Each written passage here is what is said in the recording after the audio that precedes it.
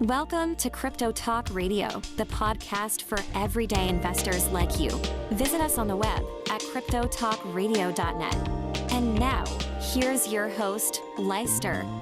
Thank you for that, Bailey, and welcome everybody out there in Crypto Talk Radio, found at cryptotalkradio.net. I feel a groove coming on strong. Yeah, that's a David Ruffin reference.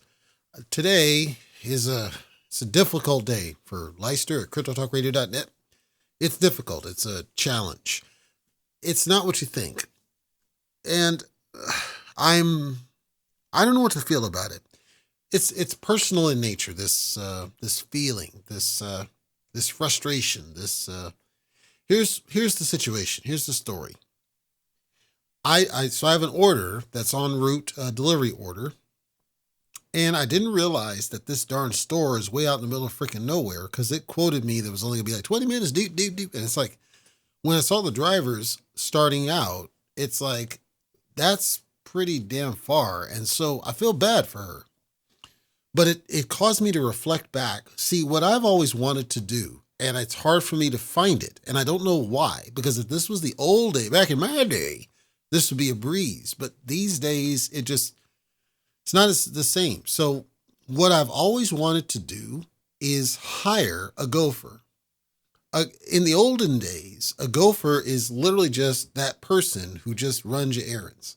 When I need stuff done, who I call and you get it done and I pay you and you're like, well, why would you do that? Because number one, it gives somebody some spending money. You know, somebody may just need a little bit extra cash to kind of keep them going. Maybe they're running on rough times, or maybe they're between jobs, and so they need something to carry them as a bridge, or maybe they just had a kid, right? And so they need a little bit more money to help out, a little bit more. Or maybe they, it's a friend of mine and I'm trying to help them out. So, there's all sorts of reasons why, but the gopher, it's mutual benefit. It's like you get a little bit extra money. I get these errands that I can't go and do myself because I'm doing all sorts of business stuff. So I can't leave. It's just me. I don't have somebody else to back up on the business side. So I've always been frustrated about the inability, the sheer difficulty of finding somebody to be the gopher. Whereas again, in the old, it'd be easy, it'd be a bridge. I could easily find somebody on the street, one of the kids on the street to, pay them some money to do it. And I've done that before. So I feel bad for this gal because she's coming from out in the middle of bum sticks nowhere to deliver this that I didn't realize the store was that far. And I don't know why it was offered to be that far out. Anyway, I'll have to get over it. It's just, I'm watching the map and I'm like, geez, I feel bad for her. But I'll have to get over it because, the tip's the tip, that there is a tip on this one. And the volume of tip will vary based on her performance as a delivery driver. So far, she's letting me down, but I'm going to give her a little bit of a pass. Separately then, just as a side note, I gave an update on YouTube. And it was about Hex because I felt like I wanted to get the word out and wanted to make sure more people were aware of what happened. And I didn't want to let it pass by without saying something. In summary, it's pretty simple. You have to make a choice. If you're in Hex after what Richard Heart did, you're not feeling too good, but you're going to need to make a choice. You either stick it out on the Ethereum side, knowing that you lost a lot of money, jump over to Pulse Chain, or just say, screw the guy, right? If you were in Hex before Pulse Chain, you have a matching bag of Hex on Pulse Chain. So you can connect to Pulse Chain and recoup the vast majority of what you've lost, which is what Richard wants you to do. But if you bought in after Pulse Chain, or you just bought on exchanges, meaning it wasn't in your wallet, then you lost, you got wrecked. And Richard would say, well, you should have bought on Pulse. I told you about it. And he's right. He did warn people. I think the way he did it left a bad taste in people's mouths. And so I felt it was an obligation to at least say something, because I've never covered Hex and I feel like I should have, because I might've been able to keep people safe, but I was hesitant to do so because first it's him and too much hype. He gets too much hype, too much. Second, it felt like it was a glass ceiling. It felt like it wasn't going to go anywhere. It felt like it didn't have the same momentum as when it first launched. And it felt like something needed to change. Anyway, let's talk some crypto.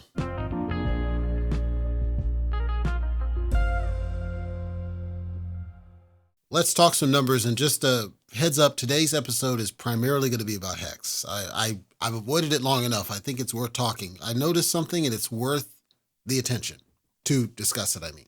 But we're going to talk numbers up front as I always do. So we're going to start at CoinDesk.com. At CoinDesk.com, we're going to use Ethereum on purpose. It relates to the whole Hex fiasco. So we're going to start with Ethereum. We're going to zoom out to the month chart, and Ethereum lost a little bit of its momentum, not a lot, but a little bit of its momentum. A low of 37.2, a high of 4,000, hovering just shy of 3,900 as I record this, and lost again some of the momentum upwards, still in a positive trend, but nowhere near the level of velocity that we saw once before. And then Bitcoin, which had peaked at 73, just shy of $74,000, and had a low of just shy of $69,000, had a major drop. So it was on a major run up and then had a major dump down. And it's scheduled to go back down a little bit more. There was some liquidation activities and other activities that contributed to some of Bitcoin's disruption ever so recently. It's still strong. Like let's put in perspective what we're seeing, because there was a point Bitcoin is $12,000. So I'm not suggesting that it's done. I'm saying that it lost a lot because it was on its way to $73,000 when this thing dropped like a rock and bounced off, and now it's scheduled to go a little bit further down, back down to the 60s, possibly a little bit lower. Right now, as I record this, it's hovering just shy of $72,000, but this one is in a downward pointing direction, I guess is the best way to state that one. If you're sitting on it, I recommend just sitting on it because it still has strong enough momentum where it could easily recover what's happening. And remember that the Bitcoin ETFs are hot. They're hot. They had to drop too, but they're still hot. There's still purchases happening. It just so happens that there's liquidations and people getting wrecked like crazy because for whatever freaking reason, what happens is, you get people that they'll long it, right? So they think it's going to the moon, deep, going to keep going up.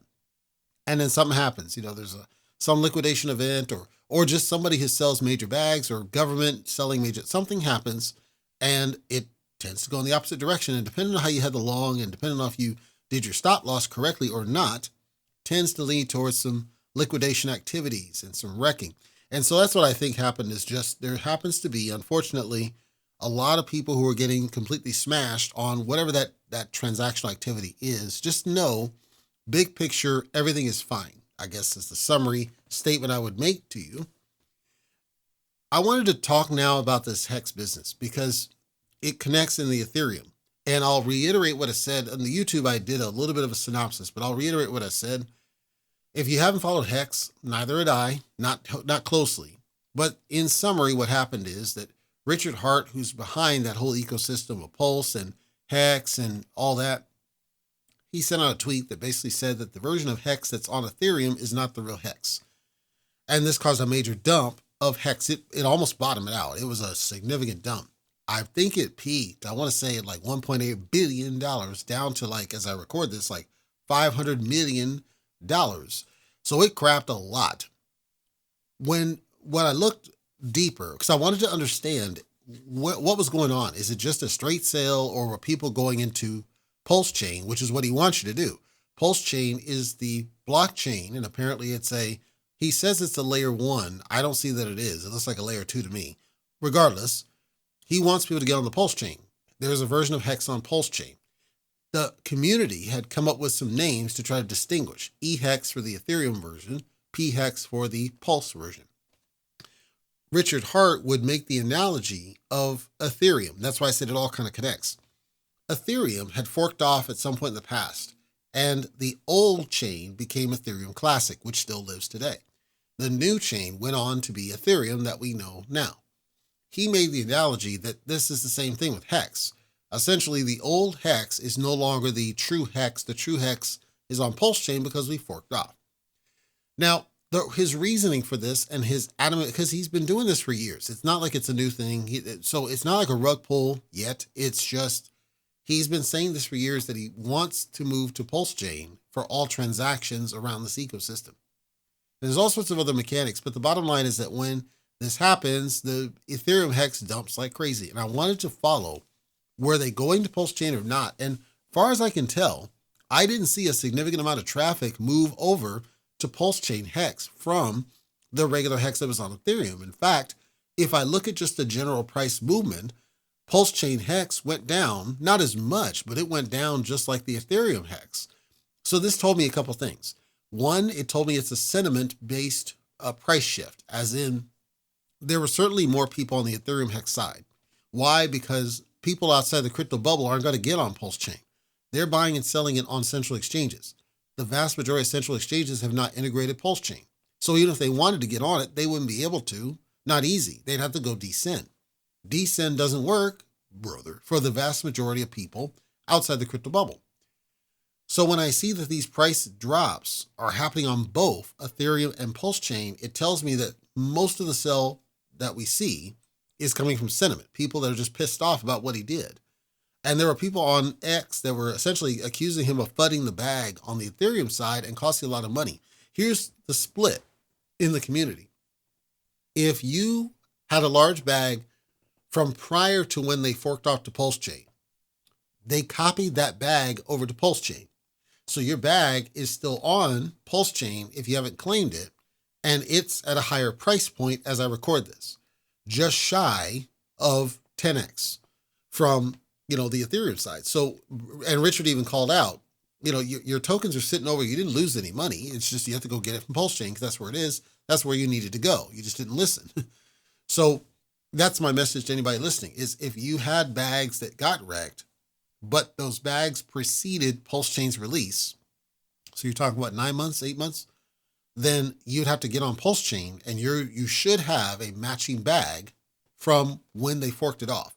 Now, if you DCA'd in on Ethereum, that extra is not there because it would have been a one-time snapshot, which is my counter argument to Mr. Hart and other people in the community. Because anybody that bought on the Ethereum after the Pulse Chain is screwed. Richard Hart would say, well, why'd you buy on Ethereum? That didn't make any sense. You should have just bought on the Pulse Chain. That's what I told you to do. He did say to do that. So then it is what it is. I guess my message goes back then, my counter message goes back to a post he put out a while back where he had embraced in the tweet. He had embraced eHex and pHex, all of them. He basically said, we want each and every one of these to be $1. But he didn't exclude Ethereum Hex at that time. People were posting that on social media saying, wait a minute, dude, you said you wanted all three of them to succeed. So why all of a sudden are you now turning your back on this one that's out here? And remember, Hex is on other chains too. It's on Polygon as well. He has up to this point not excluded Ethereum Hex completely like he did recently. Before it was simply Pulse Chain's here and I think you should get on it. Yes, but he never said he was leaving Ethereum Hex behind. That's why so many people are livid and upset. It's because the messaging is completely different. And just consider, Pulse Chain Hex does not have price tracking and market cap tracking on the various tools. So you can't track it cleanly on wallets. You can't track it cleanly on CoinMarketCap. If you can't track it cleanly, and it's not integrated with the vast majority of exchanges, if you can't track it like you can the Ethereum, people are not going to adopt it. They're not going to jump there. It's left in an incomplete state. Now, it could be that the lack of adoption is the reason it's incomplete. I'm just simply saying it's unreasonable to expect that people are going to make that leap when it's essentially unfinished. So now I decided to go to CoinMarketCap and just check, again, the voice of the people out there and see what they were saying about this whole fiasco. And it didn't surprise me. And I share some of their frustration because his messaging has been inconsistent more than anything else. He's not been consistent in the messaging. Why that is, I don't know. I suspect it's just a matter of, and this is Bubble, in his mind, it makes perfect sense that you just go to Pulse Chain. Maybe people would if it was actually complete, but it's not. So user Naka256 says, quote, why would you invest, as in you people, invest in a project that's run by a guy that was the spam king? That's a past thing that I'm not going to dig into. Come on, guys. It was obviously a bad move. Look at Richard Hart's history. We told you not to invest in Hex for years. This is going to end bad like BitConnect. Mark my words. So, unquote. So the whole thing with, he has a history and a track record. He does. He's said before and has repeatedly said he This is where he was going to put things. I don't think anybody's criticizing the messaging of this is the future. I don't think anybody's critical of the fact that, yes, the gas fees are cheaper over here. But I've done Pulse Chain myself. I'm sorry, it's unfinished. It's incomplete. It is not widespread. It's not widely embraced. It's just there. And the layman investor is not going to jump on that thing. That's evident by the volume numbers I see. If you look at Polygon, if you look at Phantom, all these other chains are tightly integrated with the central exchanges. You can easily transact on those. You can't do that here. You can't interplay with Pulse Chain, and that's, I believe, holding it back. So if you're going to keep doing that, it's not going to take off. So him banging his head on the wall about why people are buying Ethereum, they're doing it because it's easy to get. The gas fees suck. Nobody disagrees this, but the Pulse Chain's unfinished. It's not complete. The implementation is unfinished. That's the bottom line. So when it's unfinished as it is, and in his mind, because he's crypto bubble, he thinks, well, you should just go descend. No, people are not going to do it. They're not going to do it. So then, yes, they're getting ripped off. They're willing to get ripped off if there's an opportunity for profit to recoup it. But yes, it's true, the gas fees suck, especially now. Nobody's going to win. Everybody's kind of pointing fingers, but the bottom line is that Pulse Chain's unfinished. Nobody can disagree. Pulse Chain is not complete because it is not as ubiquitous as its peers in the business, and that's part of the problem. User Shinobi questions, should I buy it or is it a rug pull? It's not a rug pull. Whether you buy it or not nobody can answer that for you. You got to consider, some people brought up the idea that Ethereum Hex is really the community Hex, whereas Pulse Chain Hex is more owned by Richard Hart. Now, you got to make your own decision though. Nobody can tell you. I can say it doesn't look like a rug pull to me. It looks like people just sold because they were pissed off at what the dude did. I didn't see Richard Hart do anything other than put out a completely tone-deaf tweet that killed the business. Well, tons of these devs do that. They all do that because they're in the bubble and they're leading cults. And that's what happened here. He's leading a cult and the people followed him as a cult leader. And then he lets them down and they get wrecked because they're listening to a cult leader. This is a guy that twerked in your face, by the way. I'll remind people. User 24cell says, quote, maybe Rexicans, that's a coin name, he said, like being dumped on by Hart, sick but weird. User Yoshi Guru says, quote, just wait, Hex is going to rug pull. I don't think so. Do I think it fails? Maybe, with the SEC and all that. Rug pull, I don't see so. Think about it. Now Richard Hart holds a bag. He holds a large bag. If he wanted to rug, he could have done it when it was at the all-time high. He didn't. He's been sitting on it for whatever reason. He hasn't sold. And the other problem with Hex is the supply. The supply is out of control. So there's almost no value in trying to rug pull it because it can print and print and print and print and print just by its very mechanics. So I don't see that there's going to be a rug pull. I disagree on that one. But fail? It depends. Depends on what's going on here. User AUH1PR1 DOEUK, whatever that is, says, quote, I guess this is what an anal, he means anal, pounding feels like with no lube. All right, well, user Mofofofo says, quote, I'm bearish on Hex, wrecked, shiat coin. I so happy I never invested into this scam project. User ESB says, quote, Hex will go up to $1. What I said before, there's a strong probability that this backfires. So one theory floating around is that Richard Hart was triggering a dump so that he could stack more on the cheap. I'm not going to tinfoil, I don't know, but that's the theory spinning around, is that he was triggering a dump to stack more on the Ethereum. Consider Ethereum being paired with the Ethereum token, the Ethereum Hex, is going to have positive price movement regardless of what happens with buys and sells. Now, at some point, it's going to be a wash.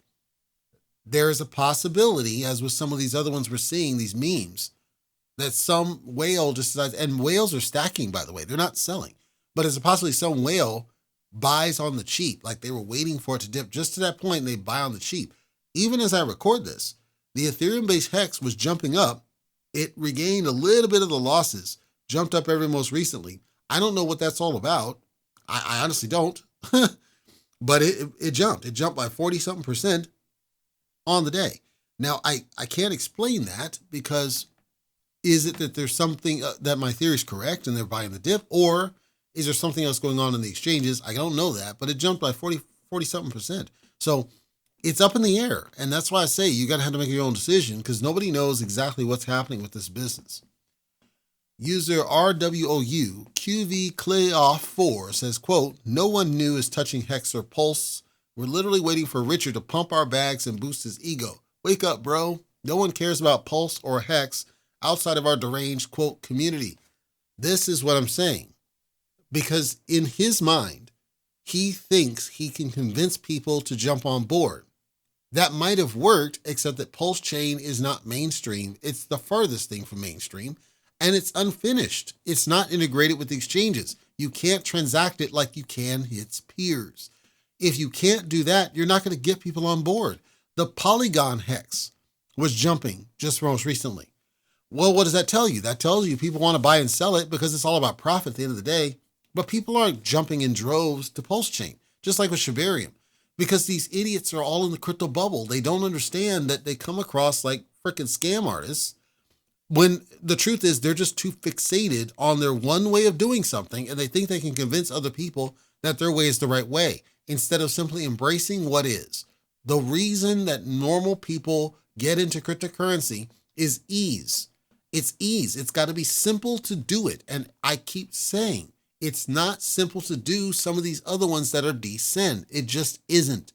Central exchanges are the best on-ramp for these people. That means you got to make your product readily available and accessible to them. If you want them to do that with Pulse Chain, you need to get the exchanges to support it. If you don't, they're going to go to Ethereum. But when you do stuff like this, how can it be possible that so many people sell? It's because this person is correct. It's the community reacting to what he's doing. And what does that do? All that's going to do is cause regular layman people outside the bubble who see it on a central exchange who think it just crap and there's no reason to buy this thing. So you're, in a sense, you are flooding your own bag. This person is correct. Same user, quote, embarrassed and ashamed that I bought into this garbage, fell for Richard Hart's sales pitch. Staking Hex was the worst, as in worst, mistake I've made. Holding Hex is like being lost at sea in a desolate and perilous ocean. Bitcoin hitting new highs, Hex hitting new lows. Now he's brainwashed people into thinking Pulse Chain's any better. They're all trash, guys. Let's man up, admit we were wrong, that we got fooled. We need to accept it and move on. We need to stop feeding his ego. I agree with this statement because it's all about the cult leaders out in the cryptocurrency. If that was your motivation for getting in, yes, you need to own that and say, we got to stop doing that. There were some fundamental things with Hex in the whole CD, the minting, the staking. There absolutely were some mechanics around Hex. But if you look at it, if you really look at it, at some point it was kind of like a house of cards. It wasn't going to sustain because it didn't do anything else, number one. And number two, Prince out of control. And number three, when you have one person who can just put out a tweet that kills its price, what good is it that you can mint more? Because you're just minting more crap because the price crapped. You don't want the price to crap. And think about it. Why would the developer of a token want to do this to his own project? Because it's his project. He created the damn thing. Why would he support doing that? That should make you very sketchy and nervous that the dev would trash his own freaking project when people are holding it. So some people swore up and down, no, this has to be a scam. This guy's a scammer. He's a scammer. It's a scam. A scam. I'm going to close with this mark that came up, and it was compelling to think about it. So the theory, and I have no proof, I'm just sharing what was stated. The theory is that this project, Hex Ethereum, was designed to basically build up liquidity in order to make Pulse Chain and Hex on Pulse Chain and all that happen. So that would basically give you a Ponzi scheme, is what it would be. I'm not saying it is. I'm saying the theory, the statement is you use these people's money as a form of exit liquidity, and you went over here to spend on this project over here to make that one thrive. And that's why you said what you said, because you want that money to go over here, because without that one, you can't make that one work. That would be a Ponzi scheme if that's truly what happened. I can't say it is, but I will say this is a big deal. It's a big thing. I can't tell you what to do. I can't tell you what's the case. Here's what I do know, and I can say these with confidence. Okay? The guy twerked in front of your face. Now, you can be entertained by somebody doing that. I think it's stupid, but you can be entertained by somebody doing that. But if that drove your buying decision, if seeing him act like an idiot drove your buying decision, if seeing him wear a whole bunch of Gucci and whatever drove your buying decision, if seeing him wear a freaking Willy Wonka whatever hat drove your buying decision, if seeing him dress like a freaking nut drove your buying decision, you have only yourself to blame. If your buying decision was driven off of the mechanics you saw and the price movement that came along with, then none of that's changed. Other than the fact you got a discount, a steep discount. That's the only change. You now have to decide, what are you going to do now? What are you going to do as a result and in response to what just happened? You can say, I'm going to keep stacking Ethereum on the cheap and get way more. You can say, I'm going to dump it and be done with this idiot. You can say, I'm going to go with Pulse Chain like he said. You have the power. And that my emphasis is you have the power, not him. Don't let him drive what it is that you choose to do. What you choose to do needs to be based on your thought and your processing of what makes sense for you. Because you not doing that is why you're in the situation now. Listening to an influencer convincing you that something makes sense when really it can't be that. On the flip, if you bought in because of the mechanics and because of the tokenomics and because of the CD and all the other stuff, none of that's changed as far as I can tell. So make a decision. Just make sure it's yours, not his. Don't let him power your investment. If you were in the Ethereum prior to Pulse Chain, you have those tokens on Pulse Chain. If you figure out to get on Pulse Chain, you can still get your stuff back. Just make sure, no matter what, that you are smarter about what it is that you need to do for your bag, not by some guy telling you what to do.